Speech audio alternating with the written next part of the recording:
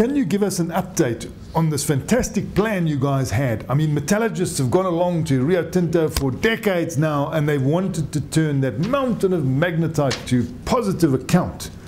Are you guys going to do it? Absolutely. I think the exciting thing is we're on site, we're building, the civils for all the storage is in, the permitting has been performed, the project's now fully funded, we're building. And you said it was going to cost you about 120 million rand. Has that slipped? No.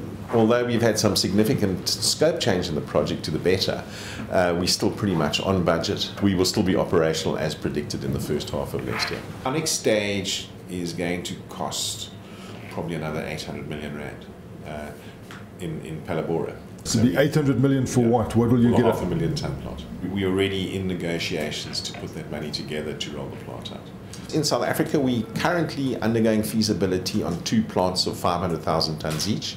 So we anticipate in over the next 5 years to have 1 million tons of super scrap being produced in South Africa.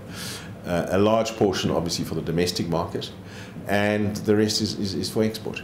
And the intention of the Phalaborwa project was to be 50% gas, 50% electrically fired. What we are now is 100% gas fired. We can go anywhere in the world, and with the process off gas, we can run our process. We don't need any electricity other than to drive pumps, drive electric motors, and drive instrumentation.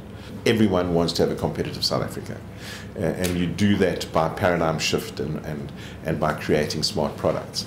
And our intention is to create a smart product. We have a supply agreement for 20 years for 800,000 tons of iron ore. IMBS stands for Iron Mineral Beneficiation Services. We got into the business by default. We actually own and still own a 5 million ton iron oxide stockpile on the East Rand. And it had a whole lot of very valuable things in it, like gold and copper and iron and all those kind of clever things. And we tried to get that out. And when we found it was impossible, the gold price was about $300, we went to thermopower furnaces. There's a guy called Derek Oldham, who's been a family business for 46 years, and said to him, well, can you turn this into something valuable? And he said, no, I can't take all that stuff out. And we turned around to him and said, well, can you take the iron out? And he said, well, let's give it a shot. And the intention was just to service our own resource. And we were going to put up one 50,000 ton plant, and we would have worked it out in 10 years and got rid of our tailings dam. And then one day I actually went onto the internet and I typed in superfine iron oxide. It was like hitting the lotto. And the first thing that came up was Phalaborwa 240 million tons. And I said, well, that's quite a lot more than we've got. And I wonder if the technology that we've now developed will work on that. Our target is to make a dollar of metallic iron at under $200. Yeah. And if you consider scrap selling now around about the $400 mark, it's a nice business.